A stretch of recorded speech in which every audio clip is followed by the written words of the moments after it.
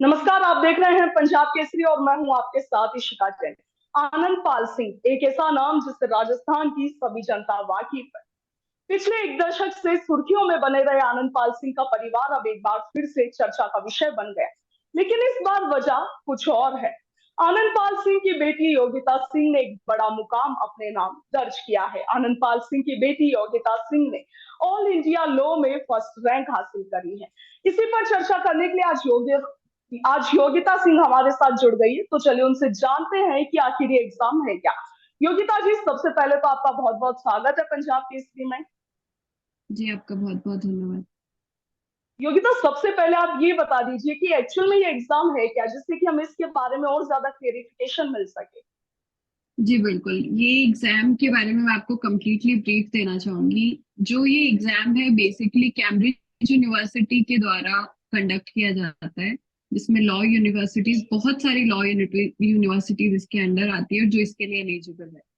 जिसमें 40% स्पोर्ट्स के मार्क्स, 40% हमारे एकेडमिक्स के, और 40% हमारे एक्स्ट्रा करिकुलर एक्टिविटीज जैसे dance, debate, competitions and all, जो रेगुलर कॉलेज, यूनिवर्सिटी, स्कूल, जो आईबी वर्ल्ड स्कूल, आईजीसीएसई जो स्कूल्स जो करिकुलम में पढ़ाए जाते हैं, वो सब इसमें इंक्लूड करके जो इंटीग्रेटेड 5 इयर्स का जो कोर्स रहता है, उसकी पूरी एवरेज निकाल के सीजीपीए में मार्क्स दिए जाते हैं, जिसमें I got 9.8 CGPA, so that's why I got rank 1 AIR.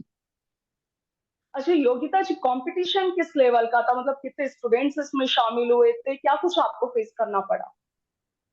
Competitions, जो यूनिवर्सिटीज एंड कॉलेजेस के अकॉर्डिंगली जो स्टूडेंट्स इसमें एलिजिबल होते हैं, उसका अंदाजा मैं नहीं लगा सकती, बिकॉज नंबर ऑफ फॉर्म्स होते हैं।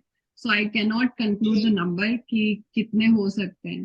बट देन इंडिया के बहुत सारे कॉलेजेस और यूनिवर्सिटीज इसमें इंक्लूड होते हैं जो इसके लिए एलिजिबल है। और जिसके साथ साथ मतलब बहुत सारे कॉलेजेस, क्योंकि मेरा एजुकेशन इंटरनेशनल बोर्ड से हुआ है, जो पिछले 6-7 साल में इंडिया में कंप्लीटली इंट्रोड्यूस हुआ है। अदरवाइज दो ही बोर्ड्स हुआ करते थे mostly, that was CBSE and RBSE. और मैंने मेरी जो फर्दर एजुकेशन थी, जो आईजीसीएसई और आईबी वर्ल्ड स्कूल से की थी, जो उसके अंडर जो जो कॉलेजेस आते हैं, उसमें जो जो स्टूडेंट्स हैं, उन्होंने ये एग्जाम दिया, और it could be a number of lakhs, I think. जी। ओके। योगिता जी, चीज बताइए कि लॉ स्टडीज को चुनने के पीछे क्या कोई खास वजह आपकी रही है। जी, लॉ को चुनना बहुत सारी वजह रही है। इनिशियली लॉ मुझे एज इन बहुत छोटी थी तब से मेरे दादू साहब का ये था कि मैं जुडिशरी सर्विसेज में जाऊं, एंड लेटर ऑन मुझे खुद को इंटरेस्ट हुआ। एंड देन कॉलेज में आते आते लाइक आई डिसाइडेड कि मैं आफ्टर 12th में लॉ करूंगी, और पहले से कैम्ब्रिज जाने का मेरा था कि मैं जाऊंगी करके। लेकिन फिर मेरा स्पोर्ट्स में भी इंटरेस्ट था, तो मुझे इंडिया कभी छोड़ना नहीं था, तो फिर ये चूज किया। और कंप्लीटली अगर जुडिशरी लाइन में देखा जाए, तो कंप्लीटली जुडिशरी और जो जस्टिस का जो पाथ है, जो लोगों की जो डिमांड होती है, जिस हिसाब से जस्टिस होनी चाहिए, जिस हिसाब से डिले होता है जस्टिस में, और बहुत सारी ऐसी चीजें जो कंप्लीटली जस्टिस के अंडर होनी चाहिए, उस तरीके से लोगों को शायद नहीं कंप्लीटली मिल पाता है। तो मुझे लगा था कि 1% अगर मैं कहीं ना कहीं उसमें कंट्रीब्यूट कर पाऊँ, तो उसके लिए मैं वर्क करूंगी। जी योगिता जी, बिल्कुल फैमिली का सपना पूरा करना देखिए हर किसी की ख्वाहिश होती है, लेकिन एक चीज मैं यहाँ पर जानना चाहूंगी कि यकीनन जिस सामाजिक परिवेश से आप आती है, देखिए अतीत से सभी वाकिफ है, तो उस उन चीजों को फेस कर कर इस मुकाम तक पहुंचना कितना चुनौतीपूर्ण आपके लिए रहा। जी, चुनौतीपूर्ण मैं नहीं कहूंगी, क्योंकि मेरे पापा ने मुझे शुरू से, मतलब इवन मुझे नहीं, पूरी फैमिली में कभी भी उन्होंने ये नहीं कहा कि मतलब ऐसे चैलेंजेस होंगे। उन्होंने हमेशा पढ़ने के लिए मोटिवेट किया, और मेरे पापा का बहुत ज्यादा बड़ा रोल है कि अगर कहीं पे भी एजुकेशन से रिलेटेड, स्पोर्ट्स से रिलेटेड, कहीं पे भी किसी का भी कुछ ऐसा नाम होता है हमारी फैमिली में, इवन गांव में भी अगर कहीं पे ऐसा उनको मौका मिलता था, तो वो उसको मोटिवेट करते थे। तो वो जी। बहुत बड़ा रीजन है कि उन्होंने हर चीज के लिए मोटिवेट किया, और उन्होंने ये कभी नहीं कहा कि आप लड़की हो, आपको ये नहीं करना चाहिए, आपके लिए ये बैरियर है। वो बैरियर उन्होंने कभी नहीं रखा। जी बिल्कुल। तो योगिता जी, आप बात कर रही हैं स्पोर्ट्स को लेकर कि आपको स्पोर्ट्स में भी काफी दिलचस्पी है, तो किस तरीके का खेल आप खेलना पसंद करती हैं? जी, मैं ट्रैप शूटिंग करती हूँ एंड जी। नेशनल शूटर हूँ मैं। और अभी लास्ट स्टेट्स मैंने खेले नहीं थे बिकॉज मेरी लाइसेंस की प्रोसेस अंडर प्रोसेस है, और इंपोर्ट भी मैंने अप्लाई किया है। सो जैसे ही मेरा इंपोर्ट एंड लाइसेंस हो जाएगा, I will be in the next nationals. तो नेशनल शूटर आप है, तो भविष्य को लेकर आपने क्या डिसाइड किया है कि इन फ्यूचर आप क्या करना चाहेंगी, लॉ में या फिर स्पोर्ट्स कोटे में, किस कोटे में आप जाना जी, चाहेंगी? अगर सो ऐसा कोई ऑप्शन नहीं है कि मैं एक चूज करूंगी और दूसरा नहीं। सो ये दोनों साथ में ही जी। रहेंगे, और अभी बहुत सारी यूनिवर्सिटी साथ में ट्रैप शूटिंग को, ऑल इंडिया यूनिवर्सिटी में भी ट्रैप शूटिंग एडेड है। सो ऐसा कुछ इश्यू नहीं है कि मुझे लॉ चूज करने के साथ साथ ट्रैप छोड़ना पड़ेगा या ट्रैप करने के लिए लॉ छोड़ना पड़ेगा। जी। योगिता जी, बीच में एक चर्चा काफी चली थी कि आप या आपके परिवार से कोई राजनीति में आना चाहते हैं, राजनीति में कदम रखना चाहते हैं, इस बात में कितनी सच्चाई है?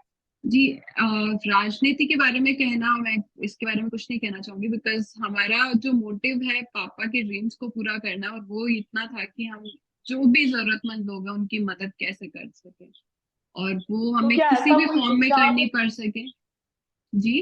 जी। जी, ऐसा कोई है आप लोगों का विचार कि राजनीति में आपको आना हो, या इस तरीके की कोई बात? क्योंकि एक समय पर काफी ये खबरें आई थी इस तरह की। जी नहीं, वो खबरें हाल फिलहाल के लिए अपन क्लियरली उसके बारे में कुछ नहीं बोल सकते। बाकी हमारा राजनीति करना कभी भी विषय नहीं था। जी, योगिता जी, आप सामाजिक कार्यों की बात कर रही हैं, लेकिन देखा जाए तो क्या अतीत की बातें आपको अभी भी परेशान करती है?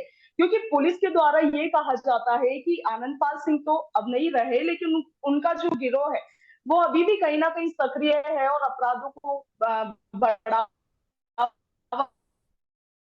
अभी इन दिनों मिल रहा है, तो उस पर आपकी जी, क्या राय है? बहुत अच्छा क्वेश्चन आपने मुझे ये पूछा है, क्योंकि मे बी आज से पहले अगर आप मुझे ये क्वेश्चन पूछते तो मैं सिर्फ उनकी बेटी होके आंसर देती, या फिर आपके लिए भी वो मानना और दुनिया के लिए भी वो मानना सही नहीं होता। पर बीइंग अ लॉ स्टूडेंट, या फिर एक जनरल, आप खुद जर्नलिज्म में है, मैं आपको एक नॉर्मल एक क्वेश्चन मेरी तरफ से आपको करना चाहूंगी कि मेरे पापा को गैंगस्टर बनाने वाले या फिर गैंगस्टर कहने वाले ये राइट पुलिस को किसने दिया? जुडिशरी की देखिए, एक जगह पुलिस होती हमारी है। प्रशासनिक प्रशासनिक व्यवस्था है। वहां से जो भी कानून के दायरे में रहकर जो भी चीजें होती है वो उनका मैटर है। कानून के दायरे में रहकर, कानून के दायरे में रहकर, बहुत अच्छा शब्द यूज किया आपने। कानून के दायरे में रहकर, तो मैं आपको बताती हूँ, कानून के दायरे में रहकर में भी पापा के साथ जो हुआ शायद मैंने आंखों से नहीं देखा हो, लेकिन जो चीजें पापा के बाद, जो 24 जून से लेके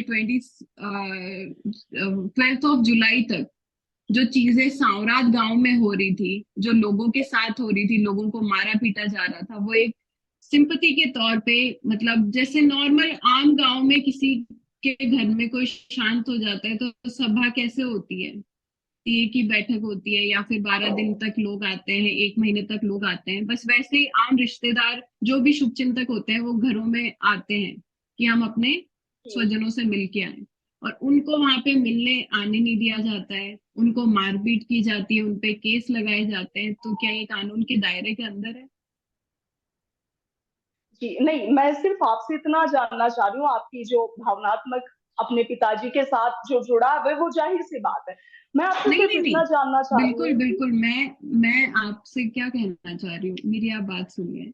जब ये क्वेश्चन आपने मुझे किया तो क्वेश्चन बहुत प्यारा है, लेकिन क्वेश्चन के साथ साथ इसका आंसर मुझे भी तो मिलना चाहिए ना, कि प्रशासन को अगर दायरे में रह के काम करना होता है तो जो लोग जो खुद निर्दोष है उनको बिना मतलब दोषी बनाकर जेल में डाला जाता है, और उनका फ्यूचर बर्बाद कर दिया जाता है। और जो एक नॉर्मल आम आदमी के हिसाब से, जैसे जहां तक पापा की बात थी, पापा को अगर क्रिमिनल या फिर गैंगस्टर बताने की बात थी, पापा जब तक अलाइव थे, जो भी कन्विक्टेड थे जिन केसेस में, वो केसेस चल रहे थे, पापा को किसी भी जी। केस में गिल्टी प्रूफ कोर्ट ने तो दिया नहीं था। गिल्टी करार पापा को किसी भी कोर्ट ने न्यायालय के द्वारा पापा को कहीं पे भी गिल्टी प्रूफ नहीं किया गया था।